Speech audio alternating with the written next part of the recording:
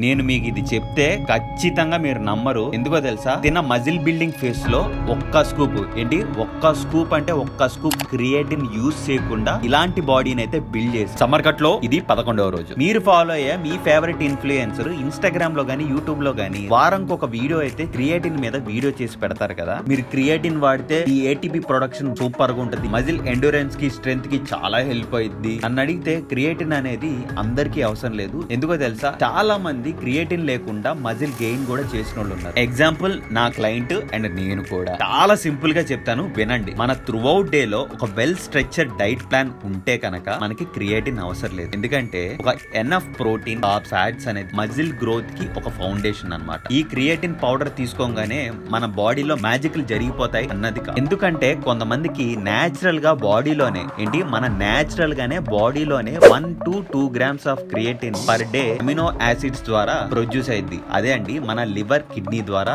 Natural గా బాడీలో produce అయింది అనమాట. ఇంకొన్ని స్టడీస్ ఏం చెప్తున్నాయంటే 30 నుంచి 40% జనాలకి ఈ క్రియేటిన్ అనేది నాన్ రెస్పాండర్స్ గా పిలువబడుతుంది. ఆల్రెడీ క్రియేటిన్ అనేది మజిల్స్ లో సాచురేట్ అయిపోయి ఉంది ఫ్రమ్ దేర్ డైట్ అండి. అంచేత నేను చెప్పొచ్చేది ఏంటంటే ఒక ప్రాపర్ న్యూట్రిషన్, దాంతో పాటు ఒక ప్రాపర్ రికవరీ ఉంటే మీకు క్రియేటిన్ అవసరం లేదు. నేను ఇంత చెప్పినా సరే నీకు డౌట్ గా ఉంటే ఒక నెల క్రియేటిన్ మానేసి కంప్లీట్ గా నేచురల్ ఫుడ్ మీద నిలబడు. అంతేగాని క్రియేటిన్ అనేది ఒక స్టెరాయిడ్ లేదా ఒక మ్యాజిక్ పిల్ అయితే కాదు. దయచేసి అర్థం చేసుకోండి. గొడ్డు వెయిట్లు ఎత్తే నేనే క్రియేటిన్ తీసుకోవట్లేదంటే అర్థం చేసుకోవచ్చు. ఆల్మోస్ట్ నా దగ్గర ఉన్న క్లయింట్స్ అందరికి క్రియేటిన్ నేను సజెస్ట్ చేయను.